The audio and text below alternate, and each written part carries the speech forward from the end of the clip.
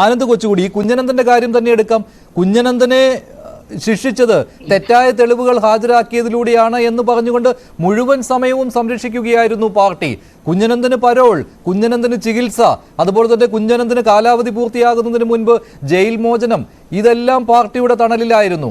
ഇപ്പോൾ കുഞ്ഞനന്ദന്റെ ശിക്ഷ, അന്ന് കീഴ്ക്കോടതി ശിക്ഷിച്ചത്, കുഞ്ഞനന്ദൻ മരണപ്പെട്ടുവെങ്കിലും കുഞ്ഞനന്ദന്റെ ശിക്ഷ റദ്ദാക്കണമെന്ന് ആവശ്യപ്പെട്ടുകൊണ്ടുള്ള അപ്പീലും അവിടെ ഉണ്ടായിരുന്നു. കാരണം അദ്ദേഹത്തിന് ഫൈൻ അടയ്ക്കേണ്ടതുണ്ടായിരുന്നു. പക്ഷേ ഹൈക്കോടതി അതും ശരിവെക്കുകയാണ് ഉണ്ടായത്. അപ്പോൾ പാർട്ടിയുടെ ആ വാദവും പൊളിഞ്ഞു. കുഞ്ഞനന്ദൻ, കെ സി രാമചന്ദ്രന്റെ കാര്യത്തിൽ പിന്നെ പാർട്ടി ഒരു നിലപാടെടുത്തു. കെ സി രാമചന്ദ്രനെ പാർട്ടി പുറത്താക്കിക്കൊണ്ടുള്ള നടപടിയെങ്കിലും വന്നു. ഇപ്പോൾ കെ കെ കൃഷ്ണനെ പുറത്താക്കുമോ എന്നുള്ള കാര്യമുണ്ട്. അതൊക്കെ പാർട്ടിയെ വിശദീകരിക്കേണ്ടി വരില്ലേ?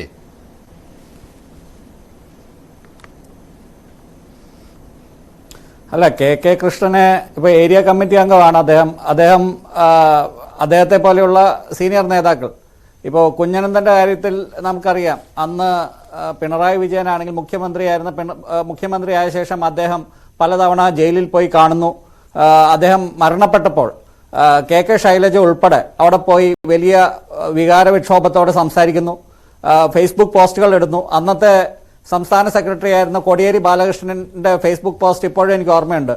അതായത് സഖാവ് കുഞ്ഞനന്ദൻ മഹാനായിരുന്നു, പാനൂരിൽ സംഘടന കെട്ടിപ്പടുത്ത ആളായിരുന്നു. അതിനുശേഷം അദ്ദേഹം പറയുകയാണ്, UDFന്റെ ഈ മർദ്ദന UDFന്റെ ഒരു രക്തസാക്ഷിയായിരുന്നു. UDFന്റെ ഈ കേസ് UDF ഭരണകാലത്താണല്ലോ ഈ കേസിന്റെ നടപടിക്രമങ്ങളൊക്കെ നടന്നത്. അപ്പോൾ അദ്ദേഹം അങ്ങനെ ഒരു കൃത്യമായ വാക്കുകൾ എനിക്കിപ്പോൾ ഓർമ്മ വരുന്നില്ല, എങ്കിലും അങ്ങനെ UDFന്റെ ഒരു മർദ്ദനോപാധികളുടെ ഒക്കെ കാരണം ഒരു രക്തസാക്ഷിയാകപ്പെട്ട ആള് എന്ന രീതിയിലൊക്കെ ഒരു ഫേസ്ബുക്ക് പോസ്റ്റ് അന്ന് അദ്ദേഹം ഇട്ടിരുന്നു. അതിനുശേഷം നേതാക്കളുടെ കാര്യത്തിൽ മാത്രമല്ല, ഈ കൊലപാതകത്തിൽ നേരിട്ട് പങ്കാളികളായവർ, TPA 51 വെട്ടുവെട്ടിയവർ, അവരുടെ കാര്യത്തിലും പാർട്ടിയുടെ നിലപാട് അങ്ങനെ തന്നെയാണല്ലോ. മുഹമ്മദ് ഷാഫിയുടെ കാര്യം തന്നെ എടുക്കാം. മുഹമ്മദ് ഷാഫിയുടെ വിവാഹത്തിന് പങ്കെടുത്തത് ആരൊക്കെയാണ്? അതിൽ ഇപ്പോഴത്തെ സ്പീക്കറായ AN ഷംസീർ, അന്ന് അദ്ദേഹം MLA ആണ്, തലശ്ശേരി MLA ആണ്, പങ്കെടുത്തിരുന്നുവല്ലോ. അത് വലിയ വിവാദമായപ്പോൾ ഞാൻ ഓർക്കുന്നുണ്ട്, എൻ്റെ ഒരു ചർച്ചയിലാണ് അദ്ദേഹത്തോട് ഇതേപ്പറ്റി ചോദിച്ചപ്പോൾ അദ്ദേഹം പറയുന്നത് ജയിൽ എന്നത് ഒരു കറക്ഷൻ ഹോമാണ്, അപ്പോൾ ഈ ഷാഫിക്ക് നന്നാവുവാനുള്ള ഒരു അവസരമാണ്, അതിനൊരു ജനപ്രതിനിധി എന്ന രീതിയിൽ പങ്കെടുത്തു എന്നാണ്. എന്തൊക്കെ ന്യായീകരണമാണ് ഈ CPM നേതാക്കൾ നൽകുന്നത്, ശ്രീ ആനന്ദ് കൊച്ചുകൂടി?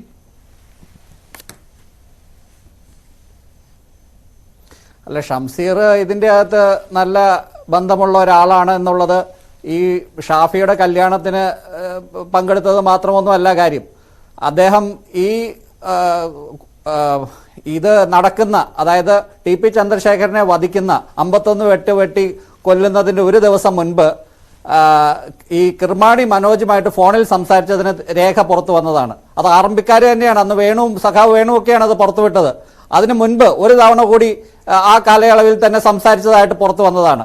അപ്പോൾ ഷംസീറും ഇപ്പോഴും മാന്യന്മാരായിട്ട് നടക്കുന്ന പലർക്കും അന്ന് ജയിലിൽ പോയി ഇവരെ കാണുന്ന ഒരു സ്ഥിരം നേതാവായിരുന്നു അന്നത്തെ പിന്നീട് MLA ആയ ഷംസീർ. അദ്ദേഹത്തിന് പാർലമെന്റ് ഇലക്ഷനിൽ 2014 അത് തോക്കാൻ വരെ അന്ന് ഈ വിവാദങ്ങളൊക്കെ പുറത്തു വന്നിട്ട്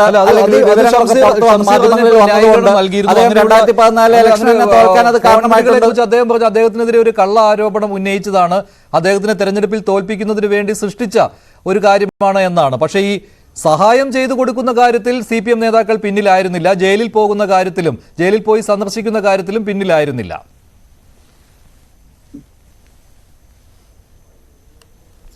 ഒരിക്കലും ആയിരുന്നില്ല. ഈ കുഞ്ഞനന്ദനൊക്കെ തന്നെ എത്ര ദിവസമാണ് ജയിലിൽ പരോള് കിട്ടിയത്? ഇവർക്കൊക്കെ പരോള് കിട്ടി. ഈ TP കേസിലെ പ്രതികൾക്ക് ജയിലിൽ 3000 ദിവസത്തിൽ കൂടുതൽ പരോൾ കിട്ടിയിട്ടുണ്ട്. ഈ കുഞ്ഞനന്ദന് തന്നെ എത്ര മാസങ്ങളും വർഷങ്ങളും അദ്ദേഹം ജയിലിന് പുറത്തായിരുന്നു. അത് ചികിത്സ അല്ലാതെ പറഞ്ഞു പുറത്തായിരുന്നു. അപ്പൊ ഈ പ്രതികളെല്ലാം പാർട്ടിക്ക് വളരെ വേണ്ടപ്പെട്ടവരായിരുന്നു. പണ്ട് MC ജോസഫൈൻ, അവർക്ക് ഈ പാർട്ടിയിൽ തുടക്കം മുതലേ പ്രവർത്തിച്ച ഒരാളല്ല. അവര് കോൺഗ്രസ് പരിവർത്തനവാദികളിൽ നിന്ന് CPM-ലേക്ക് ചേക്കേറിയ ഒരു വലിയ നേതാവാണ്. അവർ എന്നിട്ട് കേന്ദ്ര കമ്മിറ്റിയിലൊക്കെ എത്തി. പക്ഷെ അവർ പറഞ്ഞു ഈ പാർട്ടിക്ക് കോടതിയുണ്ട്, പോലീസുണ്ട്. അപ്പൊ ഈ പാർട്ടി പോലീസും കോടതിയും പ്രഖ്യാപിക്കും ആരാണ് കുറ്റവാളി. അപ്പോൾ കുഞ്ഞനന്തൻ കുറ്റവാളിയല്ല, കെ കൃഷ്ണൻ കുറ്റവാളിയല്ല, അല്ലെങ്കിൽ CPM-ന് ഇപ്പൊ അന്വേഷണ കമ്മീഷനെ കുറിച്ച് ശ്രീ ഉമേഷ് ബാബു പറഞ്ഞു. പക്ഷേ അന്വേഷണ കമ്മീഷൻ ഉണ്ടോ ഇല്ലയോ എന്നുള്ളത് നമുക്കറിയില്ല. പക്ഷേ ഇവിടുത്തെ കേരളത്തിലെ CPM ഇപ്പോൾ തന്നെ പ്രഖ്യാപിച്ചു കഴിഞ്ഞു, അല്ലെങ്കിൽ മുമ്പേ തന്നെ പ്രഖ്യാപിച്ചു കഴിഞ്ഞു, സഖാവ് കുഞ്ഞനന്തനെ പോലെയുള്ള ആൾക്കാരെല്ലാം നിരപരാധികളാണ്. പക്ഷേ രാമചന്ദ്രൻ പിടിക്കപ്പെട്ടും ഇതിൻ്റെ അകത്ത് ഏറ്റവും കൂടുതൽ ഇൻവോൾവ്മെന്റ് ഉള്ള ആളായതുകൊണ്ട്, അല്ലെങ്കിൽ അദ്ദേഹത്തിന്റെ വ്യക്തിവിരോധം തീർക്കാനാണ് എന്നാണ് പണ്ടൊരു ചർച്ചയിൽ ഒരു CPM-ന്റെ ഉന്നതനായ നേതാവ് പറഞ്ഞത്. KC രാമചന്ദ്രന് TP ചന്ദ്രശേഖരനോട് എന്തോ വ്യക്തിവിരോധം ഉണ്ടായിരുന്നു, അതുകൊണ്ട് അദ്ദേഹം ഈ ഗുണ്ടാസംഘത്തേക്ക് ഏർപ്പാടാക്കി. അടുത്ത ചോദ്യം വരികയാണ്, KK കൃഷ്ണനും അങ്ങനെ വ്യക്തിവിരോധമുള്ളത് കൊണ്ടാണോ ലിജീഷ്? KK കൃഷ്ണനും അങ്ങനെ വ്യക്തിവിരോധമുള്ളത് കൊണ്ടാണോ? KC രാമചന്ദ്രന് വ്യക്തിവിരോധം ഉണ്ടായിരുന്നത് കൊണ്ട് ഗുണ്ടാ സംഘങ്ങളെ ഏർപ്പെടുത്തി എന്നാണല്ലോ. അങ്ങനെയാണല്ലോ രാമചന്ദ്രനെതിരെ നടപടി വന്നത്. അങ്ങനെയാണെങ്കിൽ KK കൃഷ്ണനും ജ്യോതി ബാബുവിനെതിരെയും അതേ കാര്യം തന്നെ പാർട്ടി അങ്ങനെ ഒരു നിലപാടെടുക്കണം.